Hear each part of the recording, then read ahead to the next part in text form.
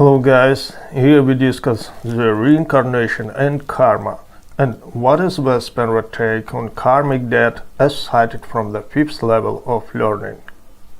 As one dude said, I will try not to reincarnate here. As for me, trying not to reincarnate here is not enough. It is an ego escape.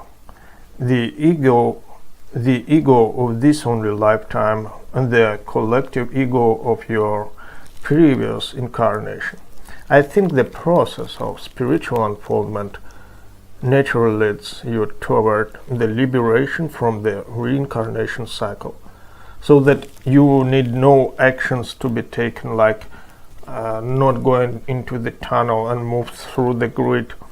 If you liberate yourself in this way, you will continue suffering from your own set of encumbrances. You will escape, but your spiritual position doesn't change.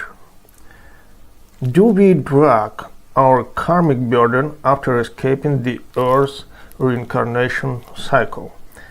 I think yes. We do have karmic burden attached in a sense of a natural cause and effect sequence, domino effect like. And what is your take about karma? There is an opinion you do not inherit your karma from your past lives, but you start everything from the scratch. Otherwise, the burden will be too hard to bear. We see that all religious and spiritual teachings on earth want us to pay this karmic debt under the different disguised names and titles and under the different excuses. The best take on karma, in my opinion, is you choose and decide your karma for yourself. Personally, I experience my karmic reward or punishment very soon after my taking any action. So I see karma as a cause and effect natural sequence, with no supernatural forces involved, which allegedly point the finger on you, saying, hey, you haven't paid for what you have committed. No, it goes without saying as a logical outcome of your deeds. And what appears first? Before doing anything, it is an intention. Your action follows your intention, right? So the action is judged by its intention, right? In this sense, personal karma exists. In a sense of common karmic debt as a heavy burden for unaware humanity, we have the solution presented by Wes Penre in the 5th level of learning, paper 8. It is rather extensive. If you want to read the full article, the link is in the description.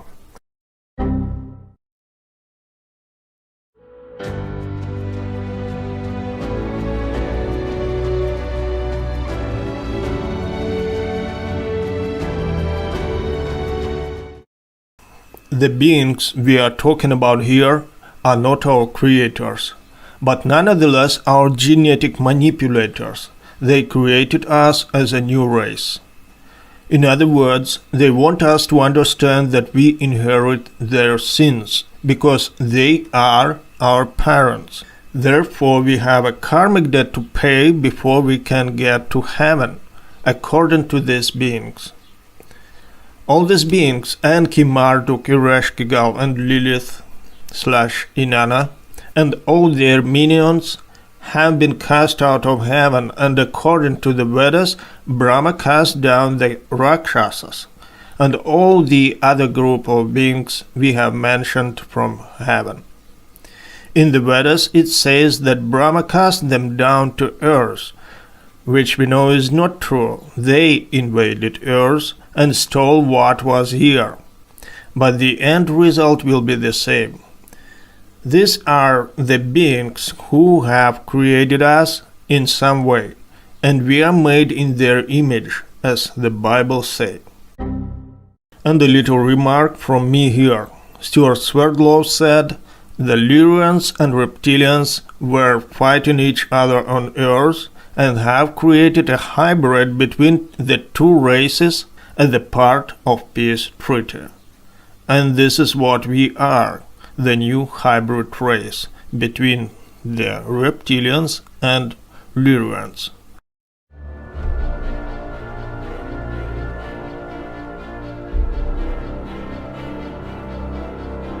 The alien invaders are, of course, the Elohim of the Bible, but also the fallen angels.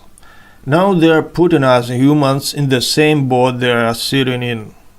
They are indirectly saying that we are demons who rebelled against the Creator and therefore need penance in order to enter heaven. They are transferring their karmic debt to us. They know they can't get rid of it themselves, but they make us share it with them. Thus we have what is called the original sin. So here we are, thinking we are born with sin and need to repent.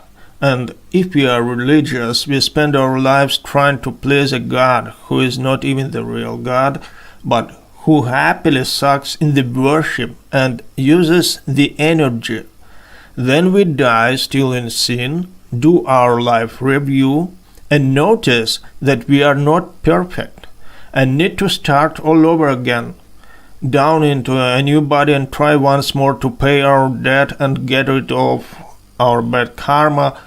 Although Christians don't call it karma, they call it original sin.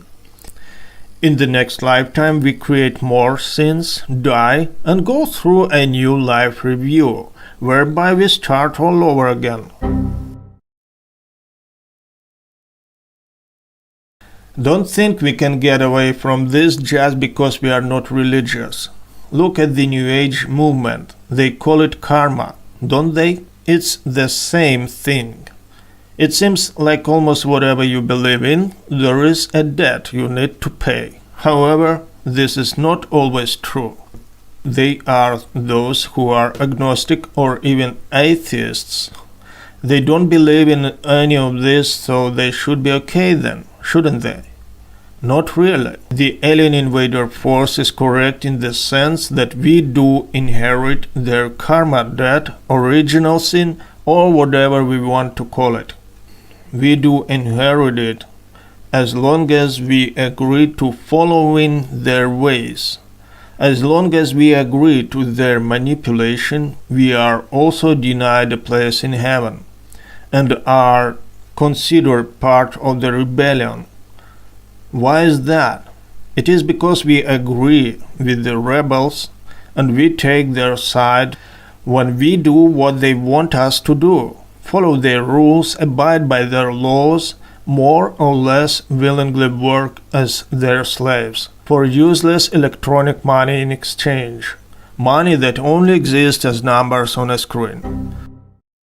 What I'm trying to get across is that the vast majority of people, even if the truth is told to them, will continue supporting the system out of fear from what will happen if they don't.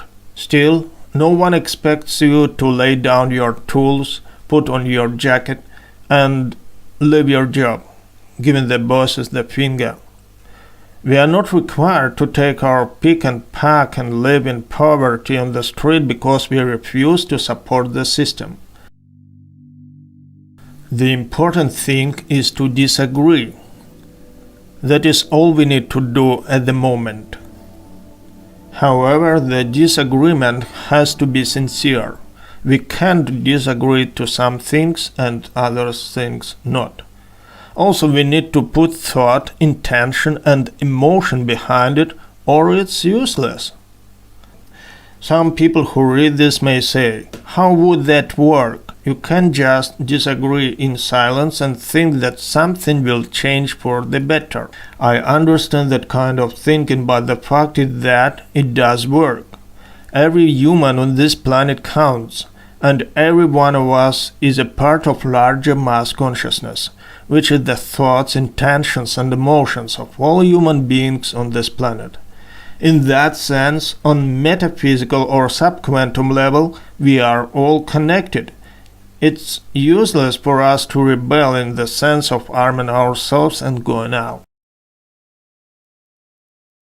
Fortunately, more and more people are willing to wake up and take responsibility for themselves and their environment.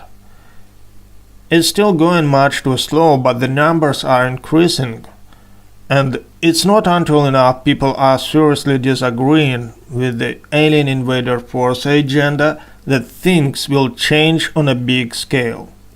When that point is reached, the grid will come down and things will be revealed the way they really are.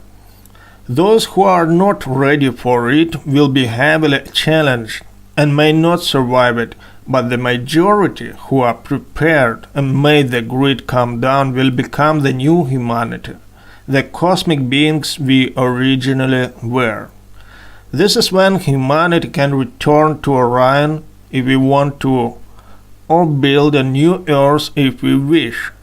It's the end of the alien invader force. Once that happens, they can do nothing but to run for their lives, and they will finally be hunted down by the Orion Empire and put to justice. If there is a karmic debt, this is what it is, and that's how we can pay it off once and for all.